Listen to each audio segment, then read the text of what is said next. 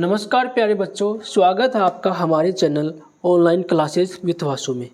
इस वीडियो में हम कक्षा 10 का हिंदी की जो पाठ्य पुस्तक है क्षितिज काव्यखंड का अंतिम अध्याय संगतकार मंगलेश डबराल द्वारा रचित अध्याय को विस्तार से पढ़ने वाले हैं। तो वीडियो के अंत तक बने रहिए। वीडियो बहुत ही इन्फॉर्मेटिव रुचिकर होने वाला है। बिना स्किप किए वीडियो को अंत तक जरूर देखिएगा ताकि आपसे कुछ भी छूट नहीं पाए। हम शुरू करते हैं कवि परिचय। मंगलेश डबराल 16 मई 1948 से 9 दिसंबर 2020 समकालीन हिंदी कवियों में सबसे चर्चित नाम है। इनका जन्म 16 मई 1968 को टिहरी गढ़वाल उत्तराखंड के काफल पानी गांव में हुआ था। इनके पिता का नाम अमित दुबे व माता का नाम गुड़िया दुबे था। इनकी शिक्षा दीक्षा देहरादून उत्तराखंड की राजधानी में हुई। दिल्ली आकर हिंदी पेट्रियट, प्रतिपक्ष और आसपास नामक अखबार में काम करने के बाद वे भोपाल में मध्य प्रदेश के कला परिषद भारत भवन से प्रकाशित होने वाले साहित्यिक त्रैमासिक 3 मास में आने वाला पूर्वाग्रह नामक अखबार के सहायक संपादक रहे। तो ये जानकारी कि वो संपादक के रूप में उन्होंने अधिक कार्य किया। इलाहाबाद और लखनऊ से प्रकाशित अमृत प्रभार में भी कुछ दिन नौकरी की। इलाहाबाद और लखनऊ से जो प्रकाशित होता था जन प्रभात अखबार में भी इन्होंने कुछ दिनों तक नौकरी की। सन 1983 में जनसत्ता में साहित्य संपादक का पद संभाला। कुछ समय सहारा समय में संपादन करने के बाद अब वे नेशनल बुक ट्रस्ट से जुड़े हुए हैं, अर्थात उनका 2020 में देहांत हो गया। आगे देखिए, इनका निधन कोरोना से संक्रमित होने के कारण 9 दिसंबर 2020 को वसुंधरा गाजियाबाद के एक अस्पताल में इनका निधन हो गया। 2020 में हाल ही में कोरोना में इनका निधन हुआ था। मंगलेश डबराल के 5 काव्य संग्रह प्रकाशित हैं। पहाड़ पर लालटेन, घर का रास्ता, हम जो देखते हैं, आवाज़ भी एक जगह और नए युग में शत्रु, ये 5 इनकी काव्य रचनाएं हैं। इसके अतिरिक्त 2 गद्य संग्रह लेखक की रोटी और कवि का अकेलापन के साथ एक यात्रावर्त एक बार आयोवा भी प्रकाशित हो चुके हैं। ये इनकी रचनाएं हैं जो आपको याद रखनी है। अब हमारा जो अध्याय है संगतकार को हम 4 काव्यांशों में बांटकर इस वीडियो में देखने वाले हैं। तो पहला जो काव्यांश है उस काव्यांश को देखिए।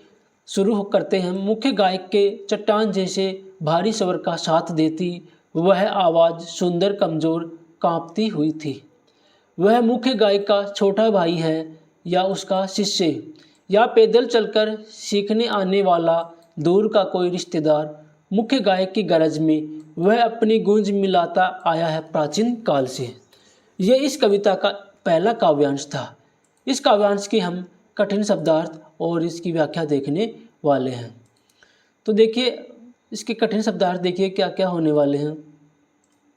मुख्य गायक होता है मुख्य संगीतकार। चट्टान पत्थर का बहुत बड़ा शिला या विशाल शिला। भारी आवाज़ गंभीर आवाज़। कमज़ोर का मतलब दुर्बल निर्बल शक्तिहीन ढीला। शिष्य होता है छात्र। गरज बहुत गंभीर या घोर शब्द। गूंज भौरों के गुंजार करने के शब्द। गुंजार या प्रतिध्वनि भी कहते हैं।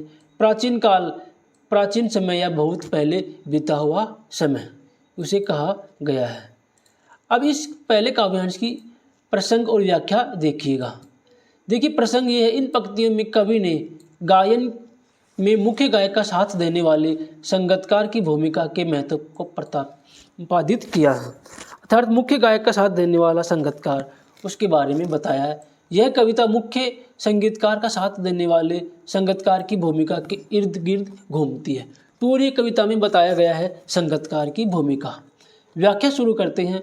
उपरोक्त पंक्तियों में कवि कहते हैं कि जब मुख्य गायक किसी संगीत सभा में अपना कोई गीत प्रस्तुत कर रहा होता है और भारी गंभीर आवाज़ के साथ ही हमें संगतकार मुख्य गायक का साथ देने वाले सह गायक की आवाज़ सुनाई देती है, कि मुख्य गायक के साथ साथ हमें संगतकार की आवाज़ भी सुनाई देती है। वह आवाज़ हल्की मगर सुंदर और मधुर सुनाई देती है। हल्की भी है, मधुर और सुंदर। कवि उस संगतकार की आवाज़ सुनकर अंदाज़ा लगा रहे हैं कि यह संगीतकार मुख्य गायक का छोटा भाई भी हो सकता है या मुख्य गायक का कोई शिष्य भी हो सकता है जो मुख्य गायक के पीछे पीछे गा रहा है, या फिर संगीत सीखने के लिए पैदल चलकर मुख्य गायक के पास आने वाला उसका कोई दूर का रिश्तेदार भी हो सकता है। और सबसे खास बात यह है कि हमें जब संगीतकार ने गायक से गाना शुरू किया तब से उसका साथ देना आया है, यानी शुरू से ही वह संगीतकार की आवाज़ में अपनी आवाज़ मिलाकर उसके संगीत को और प्रभावशाली बनाता आया है। तो मुख्य गायककार के साथ साथ पीछे पीछे जो गाने वाले संगीतकार हैं उनके बारे में बताया गया है। अब देखिए भावार्थ देखिए इस कविता का कि कवि क्या कहना चाहते हैं। इन पंक्तियों के माध्यम से कवि मुख्य संगीतकार का साथ देने वाले संगीतकार की ओर लोगों का ध्यान लाना चाहते हैं, क्योंकि जितना योगदान किसी गायन में मुख्य संगीतकार का होता है उतना ही योगदान संगीतकार का भी होता है। उसकी आवाज़ भले ही धीमी आती हो परंतु उसकी आवाज़ में भी मधुरता और सुंदरता होती है। कवि अनुमान लगाते हैं कि संगीतकार का कोई भाई, शिष्य या कोई रिश्तेदार भी हो सकता है जो बहुत समय पहले से ही संगीतकार की भूमिका निभा रहा है। यह हमारा पहला काव्य हो गया। अब दूसरा काव्यांश देखिए कुछ इस प्रकार से। गायक जब अंतरे की जटिल तानों के जंगल में खो चुका होता है या अपने ही सरगम को लांघ कर चला जाता है भटकता हुआ एक अनहद में, तब संगीतकार ही स्थाई को संभाले रहता है, जैसे समेटता हो मुख्य गायक का पीछे छूटा हुआ सामान, जैसे उसे याद दिलाता हो उसका बचपन जब वो नो सीखिया था। तो देखिए आगे कठिन शब्दार्थ देखिए इस काव्यांश से। अंतरा मुखड़े को छोड़कर गीत का शेष भाग या गीत के टेक, जटिल ऊर्जा हुआ कठिन तान, संगीत के स्वरों का विस्तार, सरगम 7 सुरों का समूह है। ये आरोह और अवरोही क्रम में होते। अनहद सीमातीत या सीमा से परे, स्थायी हमेशा बने रहने वाला, समेटना बिखरी हुई वस्तु को इकट्ठा करना, नौसिखिया जिसे हाल ही में सीखा हो, जो काम में निपुण न हो, अनाड़ी या अध्यक्ष। ये थे हमारे कठिन शब्दार्थ। अब आगे देखिए प्रसंग सहित व्याख्या। कविता के इस अंश में कवि संगीतकार के उस हुनर के बारे में वर्णन कर रहा है जब वह संगीतकार अपनी धुन में खो जाता है और अपने सुरों से भटकने लग जाता है, तब संगीतकार ही अपनी खूबियों का प्रदर्शन करते हुए सब कुछ संभाल लेता है। व्याख्या।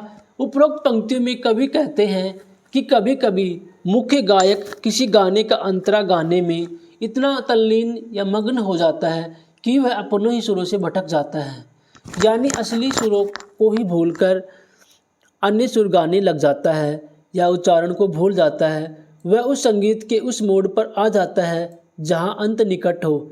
इस स्थिति में संगीतकार जो हमेशा मुख्य सुरों को पकड़े रहता है वह उसी सरगम को दोबारा पकड़ने में मुख्य गायक की मदद करता है और उसे उस विकट स्थिति से बाहर लाता है। कहने का तात्पर्य है कि संगीतकार हमेशा मूल स्वरों को ही दोहराता रहता है।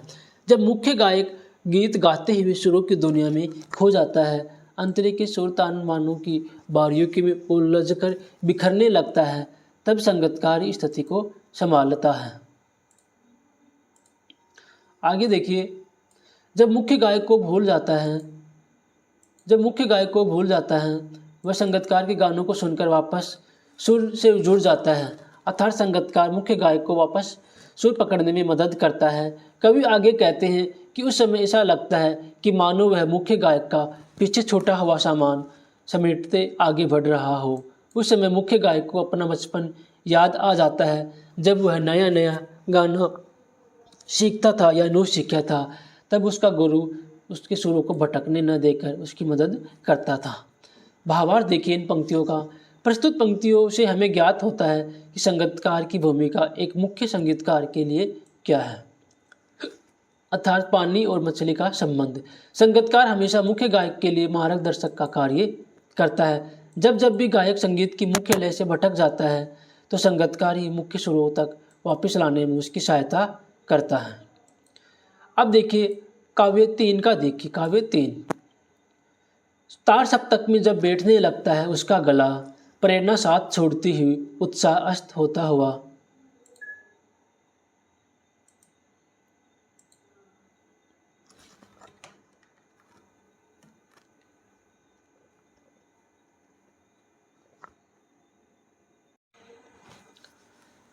आवाज से राख जैसा कुछ गिरता हुआ तभी मुख्य गायक को ढांढस बंधाता कहीं से चला आता है संगीतकार का स्वर।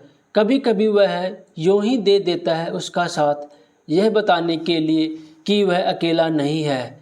यह फिर गाया जा सकता है, गाया जा चुका राग। तो आगे देखिए इसके कठिन शब्दार्थ। तार सप्तक होता है संगीत शास्त्र से संबंधित एक विधा। प्रेरणा किसी को किसी कार्य में प्रवृत्त करना, और उत्साह उमंग या जोश होता है, ढांढस तसल्ली देना, और राग किसी खास धुन में गाया जाना। आगे देखिए इसके प्रसंग और व्याख्या। उपरोक्त काव्यांश में कवि संगीतकार की उन और अधिक बातों की ओर हमारा ध्यान आकर्षित करना चाहते हैं जिनके बारे में हम अनजान हैं। कवि बताना चाहते हैं कि संगीतकार हर मुश्किल घड़ी में मुख्य गायक का साथ देता है, उसे हर मुसीबत से बाहर निकालता है। व्याख्या देखिए। उपरोक्त पंक्तियों में कवि कहते हैं कि जब मुख्य गायक संगीत शास्त्र से संबंधित विधा का प्रयोग करके ऊंचे स्वर में गाता है तो उसका गला बैठने लगता है, उसके सुर संभलते नहीं हैं। तब गायक को ऐसा लगने लगता है कि जैसे अब उसे आगे गाया नहीं जाएगा। उसके भीतर निराशा छाने लगती है, उसका मनोबल खत्म होने लगता है, उसकी आवाज़ कांपने लगती है, जिससे उसके मन की निराशा और हताशा प्रकट होने लगती है। उस समय मुख्य गायक का हौसला बढ़ाने वाला व उसके अंदर उत्साह जगाने वाला संगीतकार का मधुर स्वर सुनाई देता है। अर्थात जब भटक जाता है मुख्य गायकार तो संगीतकार गा करके उसको स्थिति को संभालता है। उस सुंदर आवाज़ को सुनकर मुख्य गायक फिर नए जोश से गाने लगता है।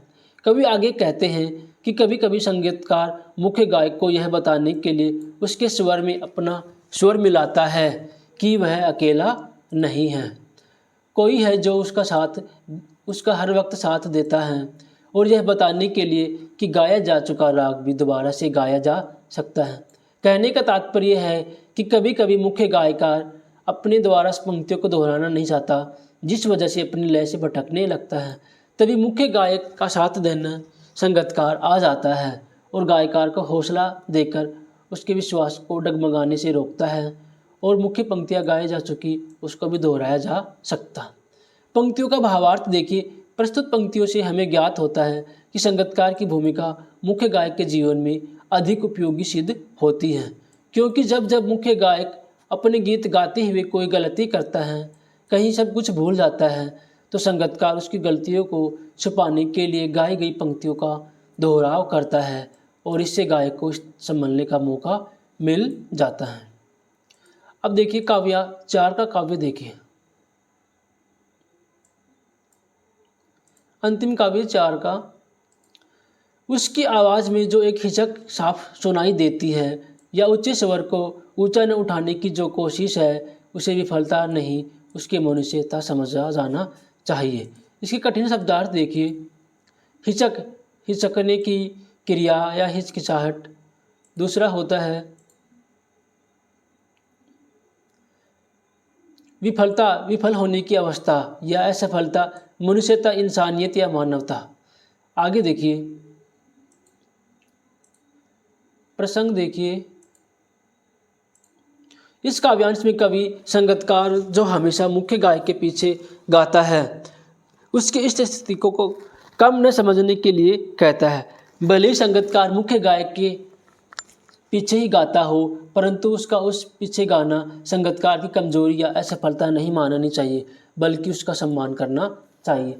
उपयुक्त पंक्तियों में कवि कहते हैं कि जब संगीतकार मुख्य गायक के स्वर में अपना स्वर मिलाता है, यानी उसके साथ गाना गाता है, तो उसकी आवाज़ में एक संकोच साफ सुनाई देता है।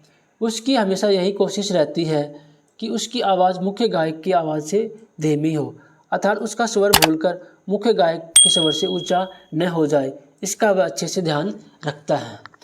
अब देखिए अंतिम पद में इसका भावार्थ देखिएगा। भावार्थ क्या है? लेकिन हमें संगीतकार की कमजोरी या असफलता नहीं माननी चाहिए, क्योंकि वह मुख्य गायक के प्रति सम्मान प्रकट करने के लिए ऐसा करता है। कहने का तात्पर्य है कि मुख्य गायक से संगीतकार अपना स्वर ऊंचा नहीं करता, ये उसके मानवीय गुण है। भावार्थ उपयुक्त पंक्तियों का भाव है कि संगीतकार जानबूझकर अपने स्वर को मुख्य गायक के स्वर से ऊंचा नहीं होने देता। यह संगीतकार द्वारा अपनी प्रतिभा का त्याग है, जो योग्यता और सामर्थ्य होने पर भी मुख्य गायक की सफलता में बाधक नहीं बनता। यह मानवता का अनूठा उदाहरण है। इस प्रकार से संगीतकार की भूमिका दर्शाते हैं, साथ ही संगीतकार की मानवता को भी दर्शाते हैं।